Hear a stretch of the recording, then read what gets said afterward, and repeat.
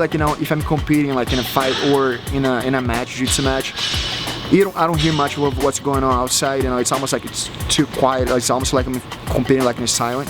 But that day I heard like everything, the way the crowd went nuts.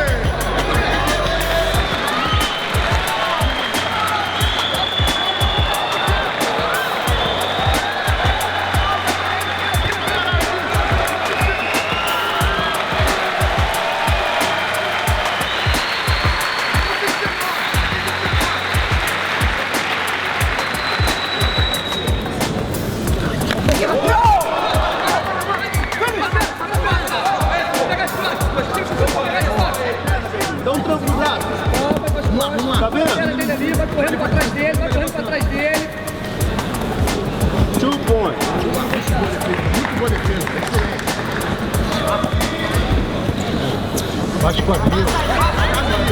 Posição. 6 minutos. Vem, Fabricio! Amassa ele agora, Werdum, amassa. Isso, amassa isso. Amassa, amassa, amassa. Isso, tá vendo? Já calma, Werdum. Calma. Já calma, bicho. Já calma, velho. Pega o braço. Fecha o triângulo. Fecha o triângulo. Fecha o triângulo.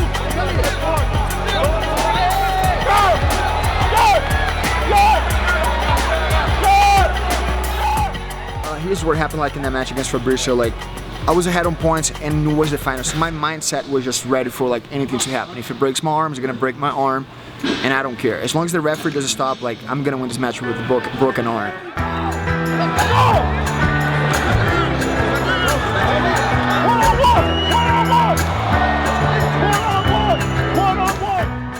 But the thing is, luckily, it never got even close to break my arm. I won't lie though, there was like at one point like in my mind I was like, man, he's gonna really hurt me, which was, I would say, the first couple of seconds in the move. When he made the transition from my back to almost a triangle to the armbar, I was a little worried about, like, you know, him like popping my arm. But at one point, I think it was the first couple of seconds, really, if you count, like that's exactly when I positioned myself in the right spot. Once I turned my shoulder up and I got almost like deep underneath his butt, that's when I felt like I was comfortable, you know. No matter what he did, like to my arm, like twisting my wrist, like going for like wrist locks, I was safe. I was completely safe. My elbow is actually fully extended, but it's not bending backwards. What's going up, it's my shoulder. You know, it's almost like I'm dislocating my shoulder, but not really like with an injury, just kind of like pulling it out. So the whole pressure was on the shoulder, not much on the elbow. That's why I felt like I was comfortable. If I had to get an injury, I probably wouldn't have been on the shoulder, but still, luckily I didn't get anything. It was scary though, man. Like, it was such like a scary thing. Just being there, you don't know if the guy's gonna find the right spot. That's one thing that I remember. Usually, like, you know, if I'm competing like in a fight or in a match, jiu-jitsu match, I don't hear much of what's going on outside. You know, it's almost like it's too quiet. It's almost like I'm competing like in silent.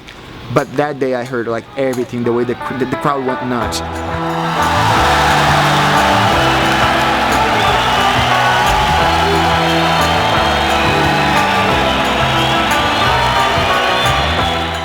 That's like, you know, there were some people there, maybe like a few hundred people, but it's not like, you know, I fought like in 22,000 like people like arena, like when I fought in the UFC, and I never paid attention like when people like screaming, but that one with like a few hundred people, like it was so loud, it was so exciting, you know, it was such a, like, it was the moment of my jiu-jitsu career as a competitor. That was like the moment.